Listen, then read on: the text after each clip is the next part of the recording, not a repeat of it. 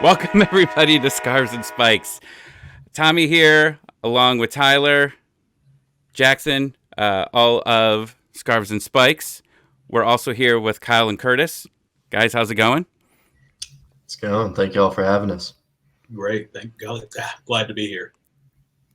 So, we reached out to both of you because you guys have started a brand new Instagram page, and people have been asking, what is the Gulch?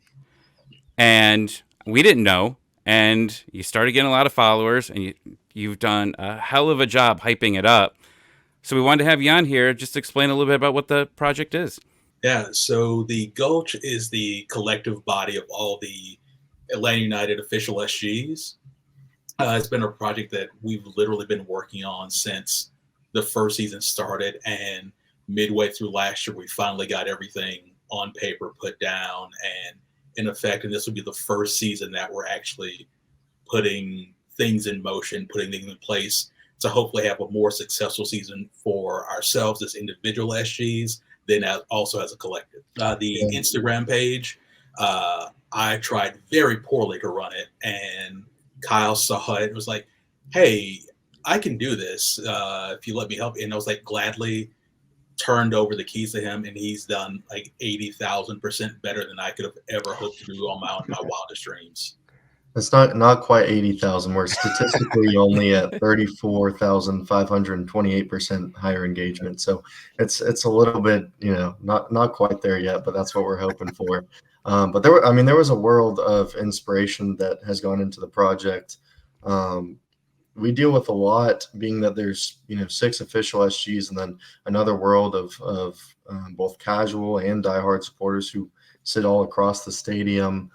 We deal with a lot of communication issues and things where in the past, supporters might have taken things over, such as tifos or chants, and your fan who's sitting in the club seats or even up in the 300s for a full game might not feel too involved. And so the big inspiration behind the Gulch and running this page is now, instead of the team having to guess what we're doing or the fans having to guess what we're doing, we're going to present it. And the two main goals of the account are, one, to grow our community by growing everyone within it, whether it's podcasts like these or working with each of the individual SGs to promote everything they're doing. And then secondly, having the best supporter ran account in all of MLS. There's other MLS clubs that everyone's familiar with who have very high profile accounts, and we see no reason why we can't have that as well. So if you go back to this off season, we hit the drawing board and we're like, okay, how can we really connect tifos to the fans more? How can we connect chants to the fans more, and things of that nature? And so we were originally actually going to blow up a more niche Instagram account, which is the Pit Atlanta United, and that's where all of our chants come out of. Floated around a lot of different ideas, like, do we go on Instagram live during the game and let someone sitting in 322 decide what chant we do next and things of that nature? And then the idea hits, hey, we have the Gulch account. The Gulch is what unites all of us, whether you're in an official SG or just a fan of the team. I mean, this is the collective. So let's take this account and run with it, and give the fans the perspective from the fans. So are you taking recommendations for new chants? So that's an interesting one. So we're trying to steadily roll it out to the point where there's no more gatekeeping in the scene. That's been a big issue, and we're well aware of it, I would say. Whether it's between, like, hey, this SG has a monopoly over the tifo for the Orlando game. Okay, so me as a fan, I have a great idea, but I don't know how to get that through. I don't know how to help work on it. And so we did do a post, if you've seen it, and there is currently a link in our bio for tifo idea submission. Chants is a difficult one. It's something we're working on right now. There's a new chant called Represent that was kind of introduced last year. It has South African roots to a school there, but it's also based off of Future's song Mask Off. So it's getting all these different things to work together. But short story long, we've kind of started with tifo, and the end goal is for every aspect, including chants, to be available to everyone in the supporter scene. I know my first game down there, because I live here in Ohio. I'm the weirdo. But I came down to my first game and I asked people, like, where do you go? Where do you go for a beer? And everybody said you had to go to the Gulch. And this is, the original Gulch, right? And I remember walking down there and, here we have the Cleveland Browns and we have a big parking lot where everybody drinks. And it's just a bunch of random people hanging out. But I remember walking in there for the first time, like just seeing it and going, oh my God, this is huge. And then just seeing everybody so friendly, right? Like people were just, we had no idea where we were walking. We didn't know where to head. And like, I think I had a couple people from Terminus like come grab me and they're like, you look lost. Come here. And they both handed us drinks. And I was like, this seems like a family like environment. And that was part of what hooked me to Atlanta United, was just because I had that first experience of the Gulch was just so much fun. And like we met people and like still till this day, I hang out with those people. Every time I come down, I make sure I see every single one of those people that I first met at the Gulch. They're still there. Yeah, that's exactly kind of the goal, is to go back to those sentiments, but at a greater level. Like you mentioned, they were from Terminus Legion. Well, everyone from La Doce to All Stripes to Faction, Footy Mob, Resurgence, we should all have that ideology of bringing more people in. And so now the Gulch is like the whole neighborhood that unites all 6 supporter groups and your average fan who may not be in a supporter group but is a diehard fan, or even if you just come to 1 or 2 games, you should have a voice, and more importantly, you should have a community that you feel welcomed and you feel like you can grow into. And so, I mean, the amount of times I've stayed up till like 2 a.m. after a game reading feedback online. Reddit's always the joking one. We all see those threads after games. I try to kind of make sure that the voices are heard in every way. So whether it's an emotional, we just lost 4-0 and everyone's in shambles and we're going to blame the supporter groups for this at this game, like, okay, let me pick out the roots of that, take it with a grain of salt and see how we can improve.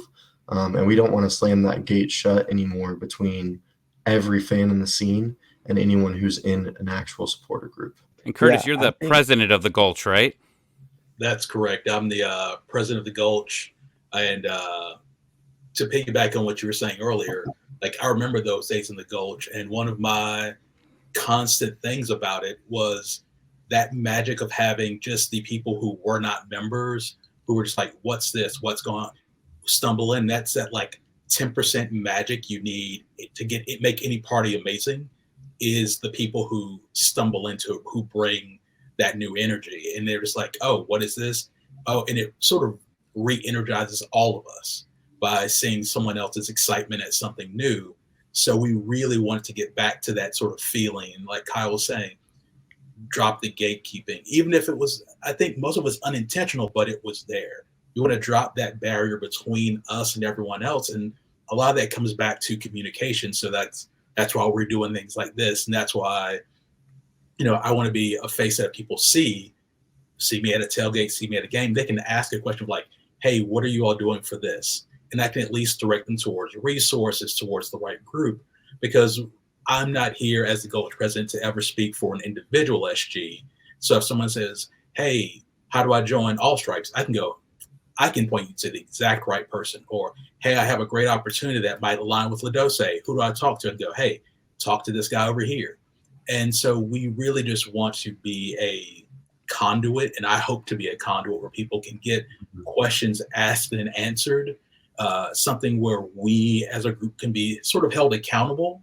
Because if we have that communication where using TIFO, somebody says, I think I have a great idea for a TIFO, and we show them the process and they're like, oh, wait, that's more than I expected, I'll let you all do it. Because I think people tend to forget that we all have day jobs. Like we work a full 8+ hours every day, get off work, and then we start doing our volunteering job of being officers or members of these SGs that have, positions where you're at minimum project managing. And we want people to like see what's behind the curtain. We want them to be able to be a full member of the community, so they can see us as full members of the community and not just as, somewhat of a show or the promoters of a party, but we care about our members. We care about people who aren't our members. We want the experience to be the best, not just in MLS, but the world. and we want to just like keep growing that, and having that place to have that dialogue is the first step in that. You know, my family loves Harry Potter, but like they always take those quizzes, like that tells you like you answer like 5 questions and it tells you, you know, what house you're in, right? I think I don't watch Harry Potter. I think that's what it is. So you guys should create like just a quiz, and then at the end of it, like the end of the 10 questions, like you should join All Stripes, you should join Terminus, you should join Footy Mob. That'd be funny. Number And, 6 is 6 drinks that you can't tell what they are. Just take a sip from a straw. Whichever one you like, we turn it around. We're like, guess what? You've joined this group. Challenge accepted. I'll be down there next week. I'll run into you. so we're hearing 6 shots, and we'll see what SG got. After Are they 6 nothing jello can go shots wrong or with that. regular shots? After 6 shots, the hat just magically appears on your head. Yeah. That's awesome. Jackson, what you got?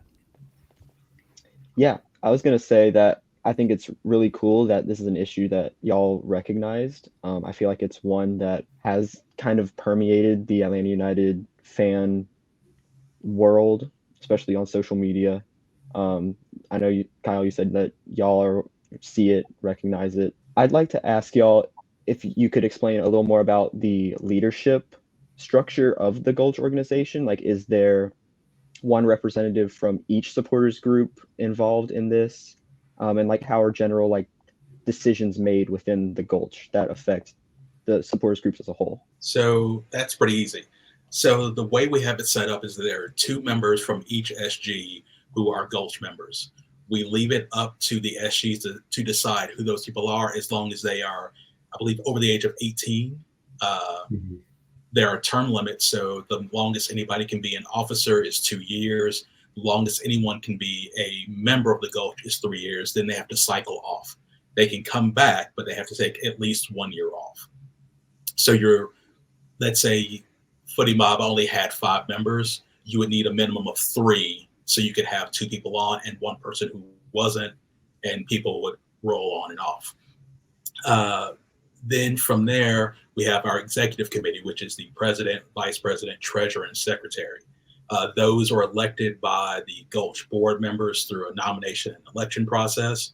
And then you have everyone else who's an at-large member. Underneath that, we have a structure of committees, which are standing and some which are ad hoc. So TIFO is a committee.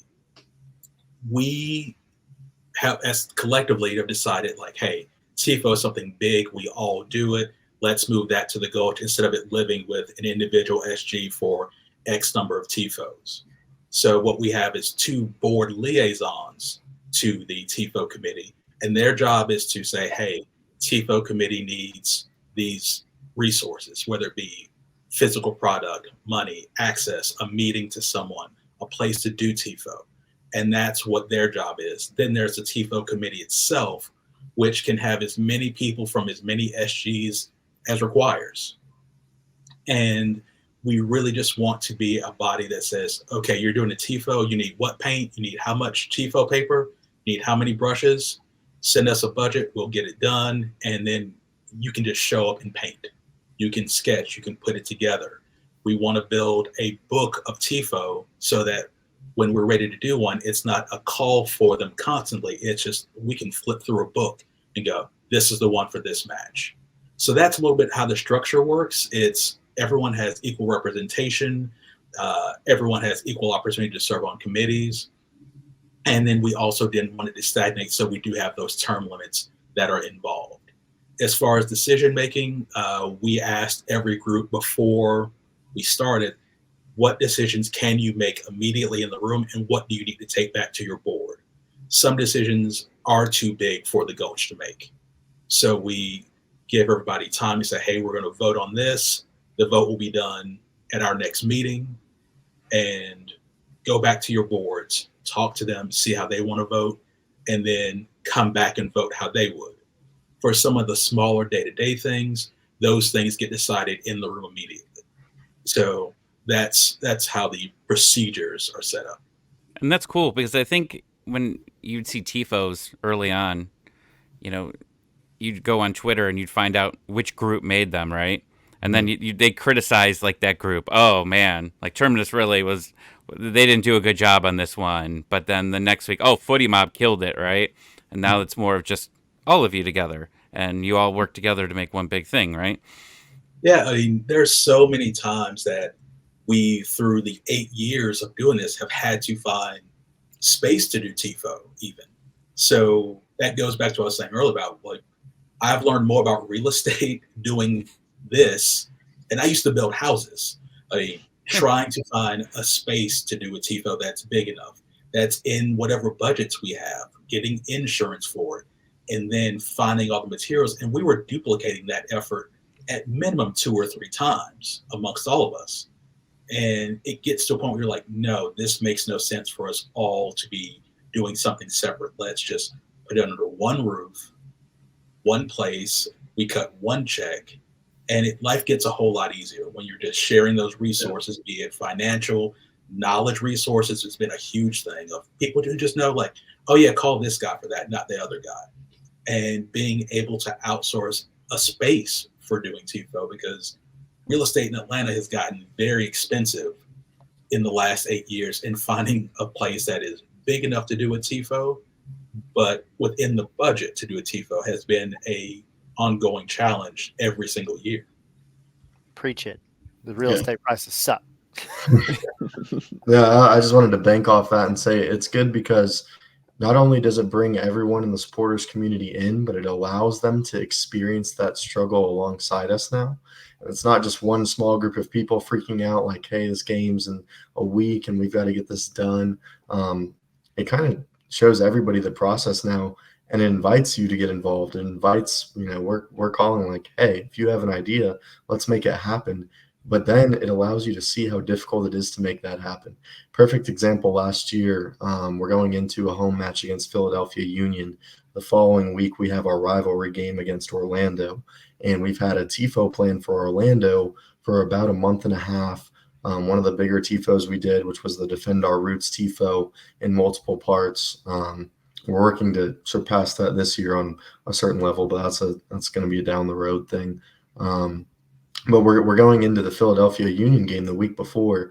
All TIFO focuses on this thing for Orlando, and then what happens? Philadelphia's manager makes the license plate comment, right? And check their IDs. They're not from Atlanta, and so the game goes how it goes. We check Reddit after the game. It's like, hey, why didn't we address that? Why didn't we have a TIFO with like a license plate? This would have been such a perfect idea.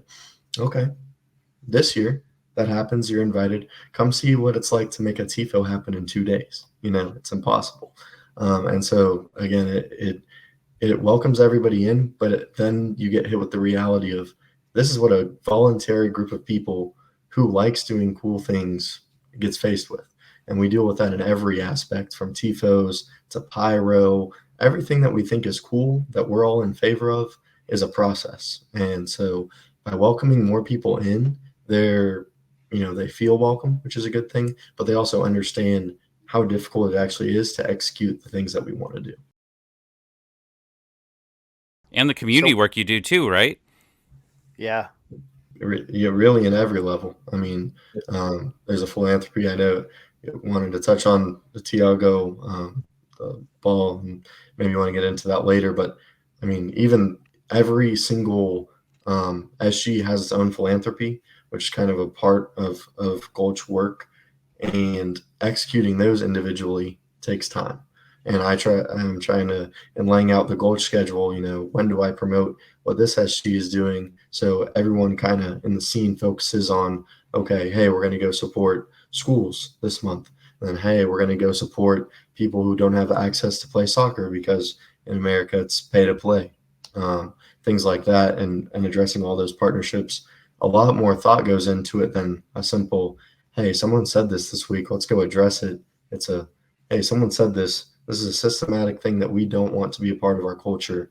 These are the steps we need to take, and we're calling all supporters now to get behind it, jump on the train, follow the ATL Gulch account, see what we're up to month by month, week by week, so that it's a more of a collective thing going at it, and not 6 people scrambling in a room to get something done so that their SG doesn't look bad and I don't look bad, et cetera, et cetera. So what would you tell people or what would you, I guess, do as the Gulch to, I guess, help funnel casual fans into a supporters group? If they were a casual fan and they get out there, they go to a match and they do see, across the way in the supporter section, they see how crazy it is and how fun it is, and maybe they were at the tailgate beforehand or whatever. How do you convert them into joining one of the supporters groups? I don't think it's a matter of conversion, because I think once somebody has that desire, it's there. Yeah. They want to join one. After that, it's just a matter of which one. So I'll say what I've said since 2017, which is come to the tailgate, hang out, go to a watch party, hang out. And when the vibes match, you found your place. There's nothing wrong with joining more than one. There are some people who are members of all six because they're like, I love what everybody does. I want to support everybody. There's some who are just a member of one because they're like, I'm married with 2 kids. I only got time to commit to one. We just want you involved. We want, if you sit in section 222 and you're across the stadium, we want you to know the chants. We want you to be able to, when somebody says, how did they decide that TIFO? You can go, oh yeah, somebody turned that in on atlgulch.com and it got picked. And then I went out and helped paint. And we really want people to contribute their time, their talents, however they can. So just come to those watch parties. Mm-hmm. Those are always listed on the Instagram page. And now talk to people, and I think you'll find a home that way. Mm-hmm. That's exactly what I was going to say, is now not only does it have to be that organic word of mouth funneled in process, but it's also streamlined through the Instagram account. So if you look at our second pin post, our first 3 posts are the Gulch logo. The second one is a tiny bit about each SG, and then in our link in bio, there's a link for how to join every single SG, a link to their website. Everything has a website. You got all their Instagrams tagged. So just kind of streamlining information and making it easier than for me to show up at a tailgate for the first time. I don't even know what a supporter group is. I don't know what a soccer ball is, whatever. I'm brand new. And someone's like, oh, hey, come join Footy Mob. And you're like, what is that? Do I have to kick people or something like that? Now it's like, hey, here's atlgulch.com. Here's everything you need to know, access to all that information. And now let me tell you about it. And we have an organic dialogue where at the end of the day, 5 minutes of your time, you're already registered and now you're a part of a group. So just easier diffusion of information through the Instagram, I think, is kind of a positive side effect that we're hoping to realize. Do you think that during it seemed like there was a lot of synergy with the groups. Do you think when you got kicked out of the original Gulch area, like that kind of hurt things? I think it hurt initially because it was such a good space. It was just like this wide open, hot asphalt parking lot that had so much space. And you spend a little time being sort of like, if only. But then Lot 17 was a little tighter, a little bit more condensed. And that honestly made us better, I think, because in the Gulch, we spent so much time making sure we had space between each other. When we were forced to put on the Get Along, I Love You t-shirt all together with one arm out over here and somebody else's arm over there, we got better at communicating with each other. We're like, hey, your music's a little loud. Can you turn it down just a hair? Hey, some of your stuff is spilling over here. Or, hey, we're going to have this group come in just so at this time to this time, this is going to happen. And that increased our ability to work together because we were a little bit tighter. And then we moved to the Beckwith lot. It was even tighter.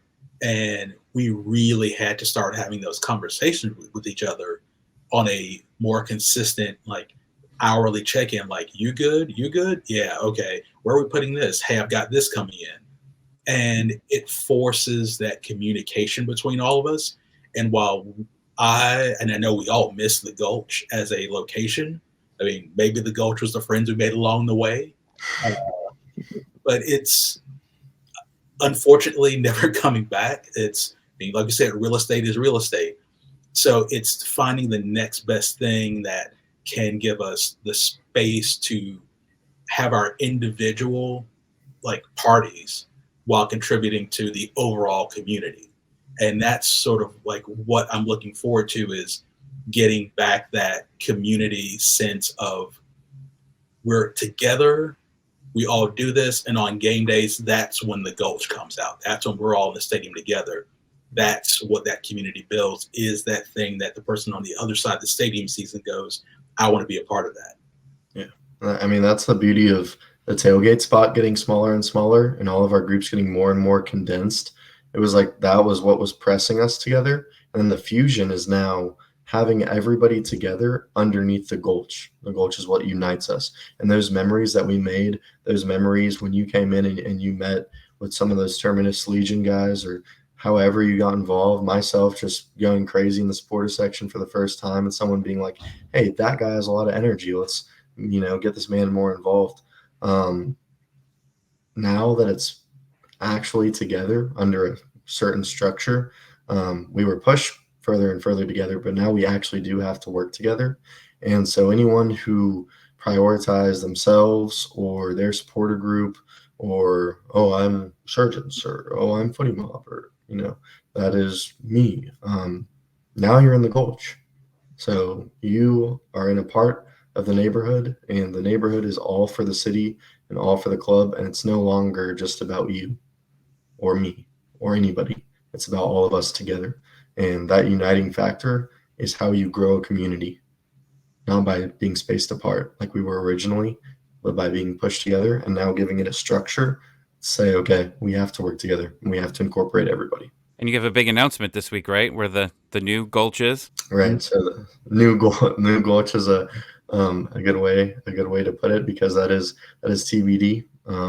But we're in the final stages, so something should be right around the corner. Obviously, we can't say that quite yet. There is a date and a time, but stay tuned. You excited to announce it, Curtis? I'm sure there's been a lot of stress, right, on finding an area. You wouldn't believe the amount of stress. And once this is done, I might take a little vacation, because it's been a journey.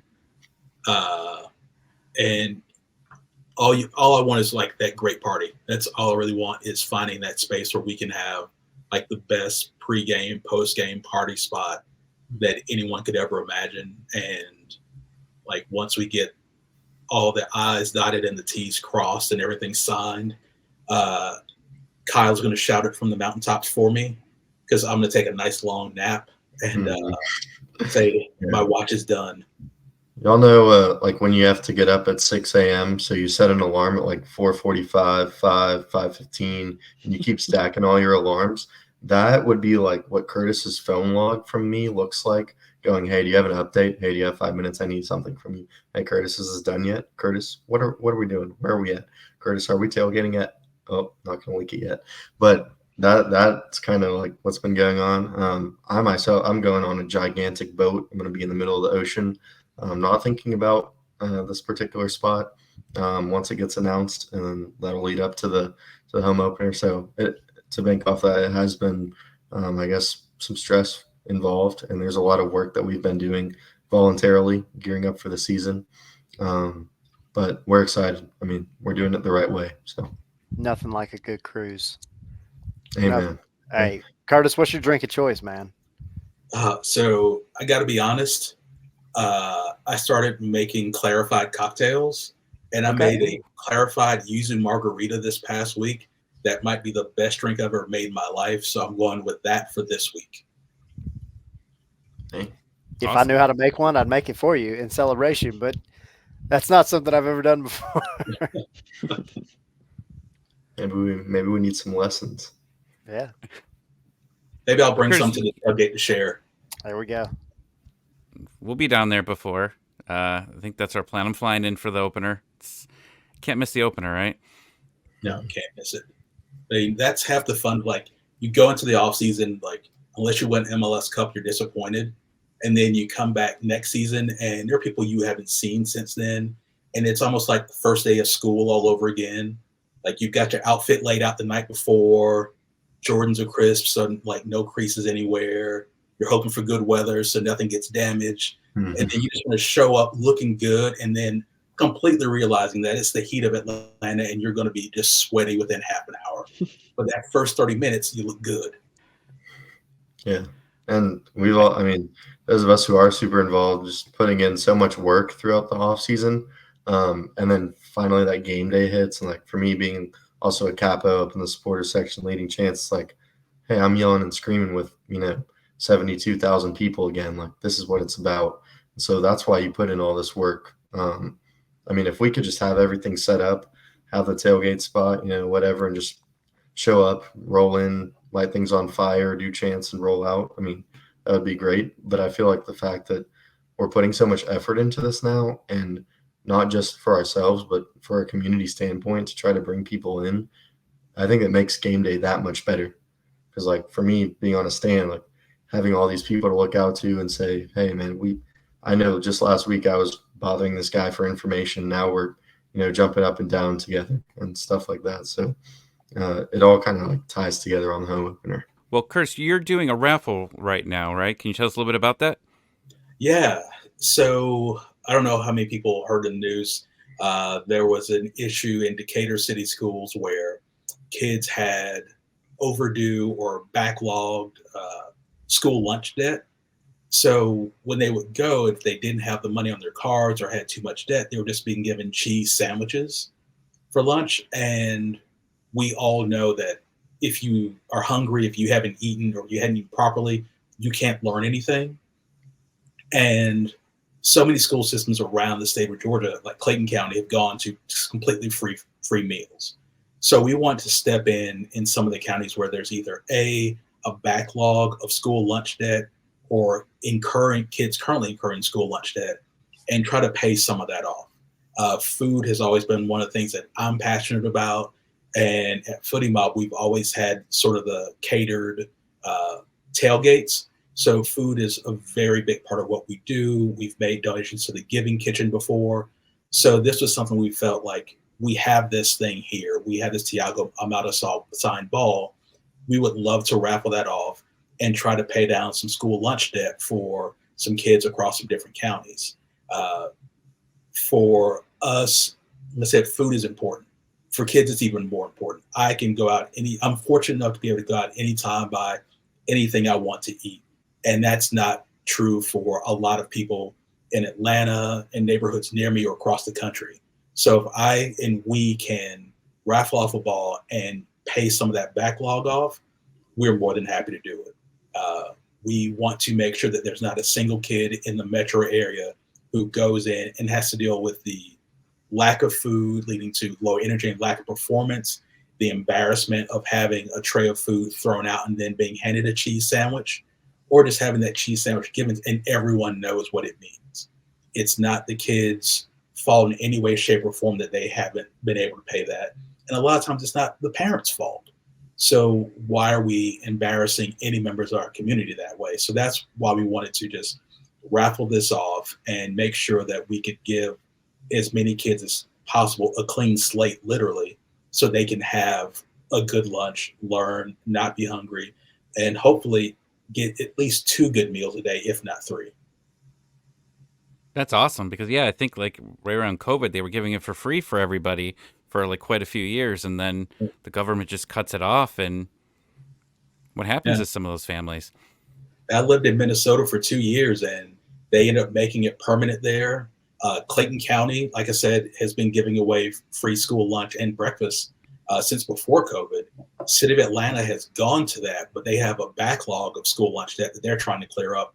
So, there's these places where, they're just cracks. And if we can fill in 1, 2, or 3 of those, we just want to help out the communities any way we can, especially with the stadium being right there in the shadow of casting a shadow on 3 or 4 schools itself. How many of those kids are next to this stadium that has $1.50 hot dogs, but they're being given a cheese sandwich? We all go out and have a good time spending hundreds of dollars on jerseys, tickets, food, drink. And there's a kid who lives a mile away who that school lunch might be the only good food he has for a day. And it behooves us to give back, to be good members of not only the soccer community, but the community that the stadium itself exists in. If you just go to footymob.com, go to the store, and there is a entry right there. It is $5 per entry, and that raffle will be on March 10th. And if you live locally, I'll get it to you. If you don't live locally, we'll find a way to get it to you. So we'll have a nice, brightly signed Tiago Almada ball, and maybe a few extras in the box with it. I hope you ship to Cleveland. I'm gonna make a lot of entries here. We sure do. Yeah. Cleveland, Georgia, Cleveland, Ohio. We'll ship it. I think there's a Cleveland in like every state. I just found out like a couple of weeks ago, so it's popular, I guess. Well, awesome, guys. Is there anything else you want to let us know? I would just say thank you for the opportunity and the platform, especially as our platform continues to grow. You know, we want to grow everyone within it. That's what this is all about. And so you guys having us on and everyone, you know, having more supporters involved, and us having more supporters in a general sense involved, something that we're really happy to be a part of. Yeah, thanks for having us on. And to any of your listeners, please feel free to come to the tailgate, meet everybody, go to a watch party, meet everybody. Like, we all are really, really welcoming people, and we're glad that we finally have this voice. And Kyle's a big part of that, of giving us that refined voice to be able to talk to everyone now, so we can get everyone involved, because we don't have all the answers, but surely somebody out there does, and we'd love to have you. Well, you guys enjoy your mini vacations, hopefully here right before the season starts. And then I'm sure it's just going to get crazier from there. And good luck on the official launch of the Instagram and the official launch of the new Gulch site. And let's party in a couple weeks. Let's do it. Looking forward to seeing you in Atlanta.